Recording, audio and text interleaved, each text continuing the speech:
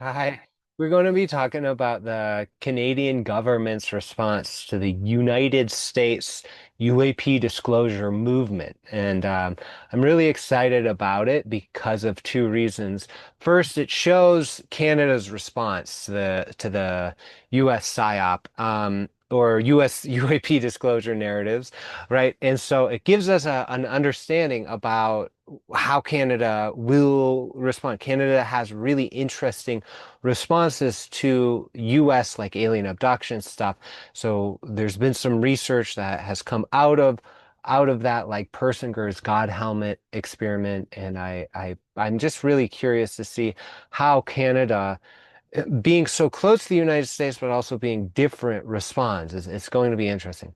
Now, the other reason why I'm interested in it is because we're looking at a different population than the United States when we're looking at the same type of cultural narrative. So I see something similar happening between the United States government and alien abduction as happens between the United Kingdom and alien crop circles. And so we're importing these different narratives or structures in different cultures, but they all kind of have the same source or agenda or purpose. So we can use them to start to compare. It's similar to how there's been presentation of UAP narratives or in terms of the US Congress. But then in Mexico, we've got Jaime Maussan presenting like boogospheres and mummies. And then we have Gary Nolan coming to the Canadian Parliament and things like that. So I'm just going to cover this. Um, as best I can. Just we're going to get into the document and I'm going to explore this with you. Uh, Basically, you can get to all the information you need on Canada's website, the Sky Canada project. It is from the Office of the Chief Science Advisor, and it was a project that ended recently and produced this report. Um, And we'll just get into the report. There's an FAQ about it, and this really says, hey, we're looking at how Canada's responding to UAPs and producing recommendations around that. The report is pretty well written. It's interesting. They talk about it. There's the thing I want to focus in on is one, they adopted the term UAP, not UFO, but they didn't go all the way. So saying, yeah, we'll work with these psyops, but we're not going all the way. It's like, yeah, we'll go with unidentified aerial phenomena, but we're not going all the way to unidentified anomalous phenomena. Um, and there's not any mention really of alien abduction or encounters per se. It's mostly just UAP, but they make recommendations. So we'll get to the recommendations and then we'll kind of go backwards from recommendations. Right. So this document is a recommendation from the chief science advisor to the Canadian government to do things. How should you handle UAPs? And they say, well, you need reporting and data oversight by identifying a lead, establishing a dedicated service, and enhancing reporting capacity in civil aviation. Makes sense. So then there's a communication effort, support public dialogue, promote intergovernmental collaborations, improve media relations, and promote up-to-date evidence to effectively address misinformation and disinformation. Now that's huge in this a huge theme, misinformation and disinformation. Then the research recommendations are to facilitate open access and open data. That's really close to my heart. Conduct surveys, support citizen science, tools for data collection. This is all about data collection and defining what is and is not misinformation and disinformation, right? And build on Canadians' strengths. So they make that recommendation. Interestingly, for an open access and open data tools, it's looking like they are making recommendations for Enigma Labs, Enigma Labs. which they mention here. So new technologies can contribute to UAP reporting and analysis. For example, the tech startup Enigma Lab launched a real-time iOS application in 2023. The same year this document came forward, right? They talk about 14,000 UAP sightings. Now that's significant, but that depending on the source is not that significant, right? And this is a questionable source. It's definitely a questionable source. What business does Enigma Labs have it influencing Canadian reporting of UAPs? This is the question anyone needs to ask if they're looking into this report in Canada and how UAP disclosure narratives are being exported from the United States into Canada. It's coming by way of this man, Gary Nolan's conversation with Jordan Peterson, right? I'll just show you these two guys. Jordan Peterson is they call him an alt-right guy in Canada, but he speaks for a lot of Canadians, to be honest. And Gary Nolan is one of the major voices of UAP disclosure in the United States. So he's coming here talking to Jordan Peterson. Nolan is saying he's presenting this information to Canadian Parliament. So what is actually going on? Nolan's connected with Silicon Valley VCs. The question for me is what's going on? And so when I see an actual government report, right, like how obvious do you need to be, right? They go tackling the puzzle using technology to study UAP sightings. This is what it's about. The center of their recommendations for research is open data, open access. But is it actually open data and is it actually open science, right? Like that's the question I have. If it's being run by VCs such as we are familiar with through some of the more challenging Silicon Valley associations, right? And so when we see the presentation of Enigma Labs within this context, and we see the recommendations of the chief science advisor saying we need open data, we can read between the lines and go, someone's preparing the Canadian government to say yes to collaborating with Enigma Labs. This is what this document does. The Skey Canada report prepares the way for Enigma Labs to take over UAP reporting within Canada. Why would they want to do that? Why would Enigma Labs want to do that?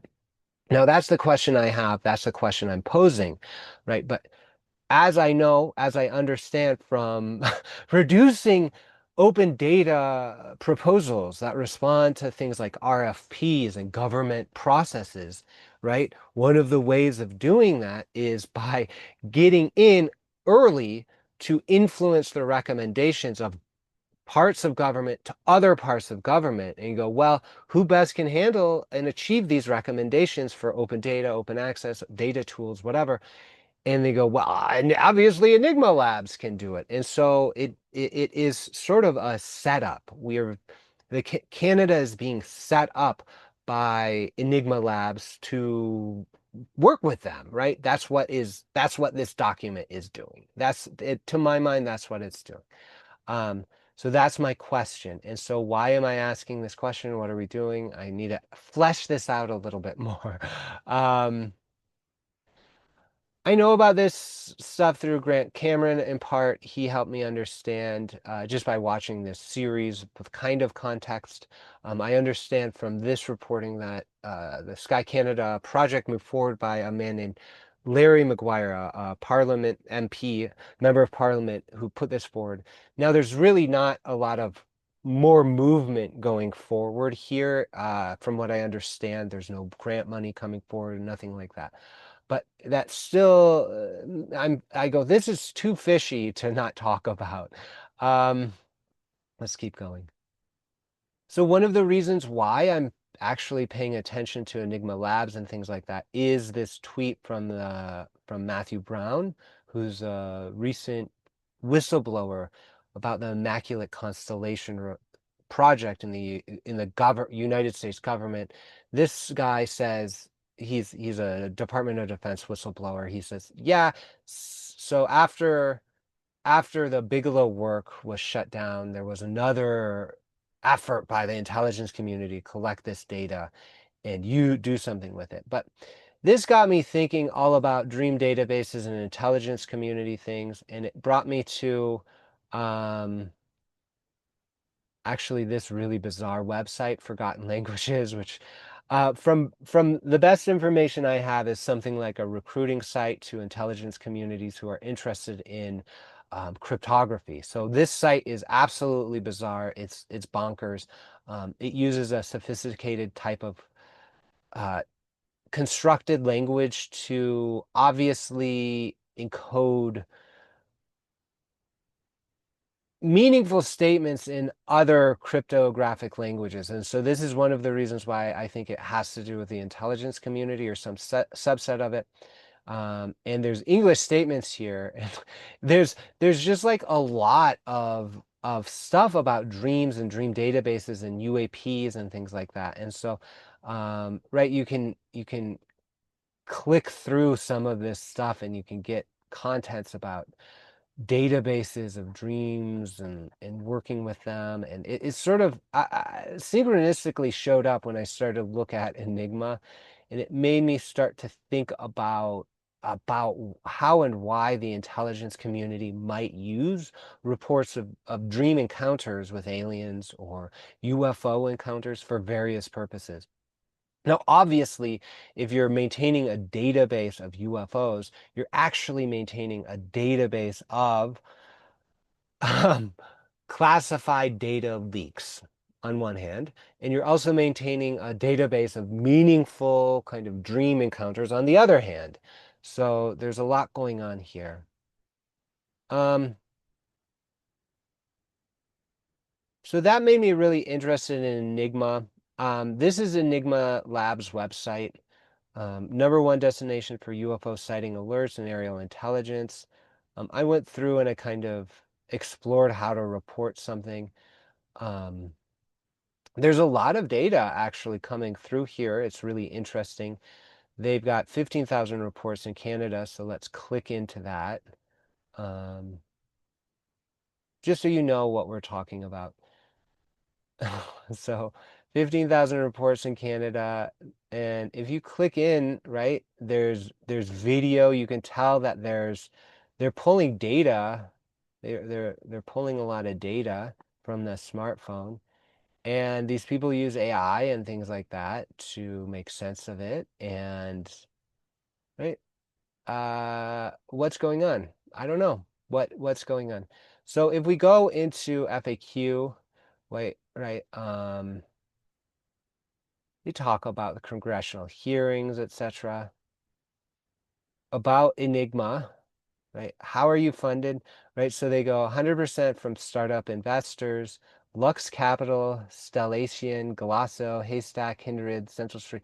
There's a ton of stuff in here. We don't know who. It's like hard to parse out. There's one scholar I know. I couldn't find her book. It's like something hyperconflation, hyperconfabulation, something like that. She did a lot of research in this, like what is Enigma? What are they doing? And I wouldn't look just to here. Ultimately, the understanding is that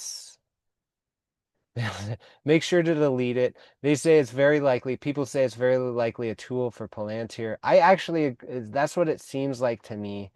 Um, there's a lot more information coming through. It's hard to parse out. I don't want to be a definitive source for any of this information. So I'm just sharing gossip at this point. Um, right. So there's, you know, back and forth around that. Ultimately, you know, if it flies, so the thing that UFO disclosure taught me, if it flies like a satellite and flashes like a satellite, it's a satellite. If it looks like a sleep paralysis experience and talks like a sleep paralysis experience, it's a sleep paralysis experience. If it looks like a psyop and talks like a psyop, it's a psyop. And if it looks like an attempt from libertarian VC who has questionable ethics around surveillance looks like an attempt to collect data about these things, right? And looks like an attempt to do so in Canada. It probably is, right? And I don't actually have to do the research to prove this. I can just repeat these gossip rumors and raise some questions, right? That's really what I'm doing. What's going on? Does Canada actually care, right? Like, I don't know. I don't know. And so I just wanted to point out just another feeling state around this is like we all know Jesse Michaels from American Alchemy, right, um is funded by or had been funded by Thiel, right? Like and we all know this guy has brought forward stories from David Grush and things like that. He was the guy that had the tell-all experience with David Grush, right? Like so there's obviously a constructed narrative going on that's coming from obvious sources, right? And the fact that I know some of these things, like the forgotten language stuff, is connected to UAP stuff, is connected with cryptography and blah blah blah, but I can't prove it, doesn't matter, right? Because actually and truly, all you have to do is come to this document, this Sky Canada document, and go, what is going on, right? And because now we're in a different domain than the United States, there's less muddied waters, right? We can go, okay, well, Larry MacGuire is the guy that put this forward. What's the deal, Larry MacGuire? What are your contacts with Enigma? What's going on here? Are you duped? Like, are you confused or are you paid off? Like, I don't know. Those are the questions I would look into. I would look into those questions to understand this document.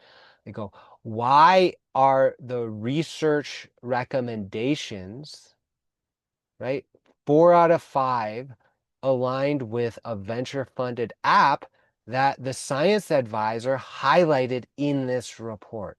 It is because they're preparing the way for collaborations between the Canadian government and Enigma Labs for purposes we don't know, but that the community suspects has to do with questionable practices of surveillance, and I suspect has to do with things that are so strange and so occult, you wouldn't even believe me if I told you. And so um, that's the that's the question I have. I mean, I've gone through this dream AI hypothesis. I've gone through the points I kind of wanted to make about this really interesting report. Now, if anyone wants to kind of step in, right? I want to step in here. I want to go, okay, I actually have the technical capacities to build a system for the Canadian government that would solve their problems. I'll be a citizen and it's close enough, right? I have a Canadian family. I love Canada. And so I would rather have I'd rather be the American import that they use for UAP reporting and citizen science than Enigma Labs. I think Canadians probably would appreciate my level of transparency, open data, and open source, which I have actually. You can get that data, from me, right? I share that with you. I have a history of reporting things and doing technical projects for governments and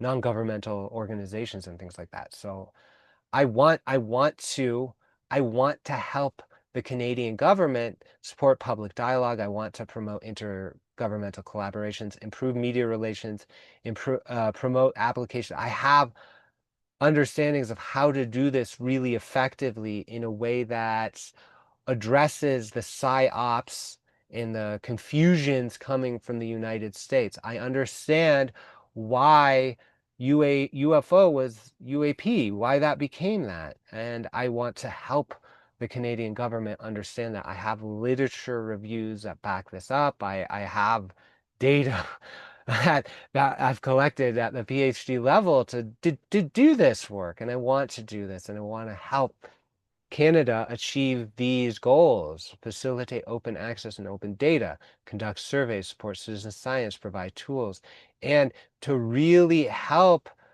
where do they go, right? Help address misinformation and disinformation. And that will start with clarity around the recommendations here in this document. Where, where and how and why are they aligned with Enigma Labs? And what liability does that put Canada's government in towards being vulnerable to United States-based UAP psyop things that are likely preparing the way for techno oligarchy control of Canada. That's what it looks like to me. And so if you're interested in actual open data and actual citizen science and actual communications around misinformation and disinformation in here from someone, me, who has a history of doing these things and the capacity to do this at the level that I believe the Canadian government needs, I need your help to actually achieve that. And so that's in part why I'm interested in this, why I'm making this video is I actually need help to meaningfully respond to this need of the Canadian government before the nefarious actors surrounding, or not even nefarious, but unclear actors with unclear motivations take this forward in a stronger way. So with that, feel free to reach out, Daniel at D-SETI.org. You can get to my all my information at D-SETI.org. And if you're interested in this sort of interpretation of UAP disclosure as both something real, pointing to something real, and psyop, right? You can get to my, you can check out my free e-course. It's called UFO Disclosure and Dream Phenomena. I just really want to show that to you too. I'm really proud of this. Um, because if the Canadian government goes, how will you help with, how will you help, right? I will, okay, I've got the literature backing. I'll bring people through an experience because they have to understand a couple of things about the US. They have to understand around how people relate the flashing lights in the sky with ETs. And that question is what Sean Kirkpatrick couldn't answer to the United States government, but I could. I could if you asked me, and I could provide that answer to the Canadian government. And that answer is in this e-course, actually, UFO disclosure and dream phenomena. And what we do is we go on a journey from UFO disclosure to dreams through literature, reading 3 articles together, and through a lived experience, a visualization. Then we go from sleep paralysis to shamanism, and then we go from shamanism to D-SETI, and that really paints a picture, a journey in literature from confusing UFO, UAP disclosure, psyop things, all the way back to dreams, how these things have been defined in literature and how we know about them. And then we track it back to how we can use these insights for SETI or to address the confusions and disinformation. So that's how I would do it. You can get to that on my website in the link below. Wonderful. So thanks for being with me on this presentation about the Skey Canada report. Love to hear any thoughts, questions, reflections, any if you're interested or would like to kind of see, address these recommendations of the Office of the Chief Science Advisor to bring forward open data, to bring forward education about UAPs in Canada, I'd love to talk to you. Email me at daniel@dseti. And so with that, thank you so much for being here, and I'll see you in the next video.